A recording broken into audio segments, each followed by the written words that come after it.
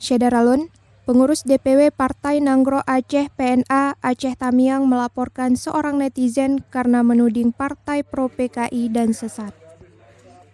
Laporan ini secara resmi dilakukan Wakil Ketua DPW PNA Aceh Tamiang Samsul Bahri bersama Sekjen DPW PNA Aceh Tamiang Samsul Bihar ke Polres Aceh Tamiang pada Sabtu 30 Januari 2021. Bihar menjelaskan tuduhan pro PKI dan sesat ini ditulis seorang netizen berinisial NH di kolom komentar grup Facebook terkait wafatnya Ketua DPW PNA Aceh Tamiang Hadi Effendiar pada Rabu 27 Januari 2021 malam lalu. NH dalam tulisan pertamanya sama sekali tidak menunjukkan sikap bela sungkawa dengan menulis kata biarin. Pada status pertama ini, NH langsung ditegur oleh beberapa netizen lain karena dinilai tidak menunjukkan sikap seorang muslimah.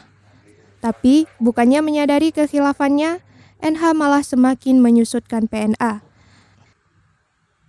Belakangan dia juga menyebut arah politik PNA ini juga dilakukan PDI dan PA. Sementara Samsul Bahri berharap laporan ini segera disikapi polisi agar tidak terjadi persoalan lain yang lebih meruncing. Dia tidak ingin NH menjadi sasaran kemarahan warga yang kesal dengan sikapnya.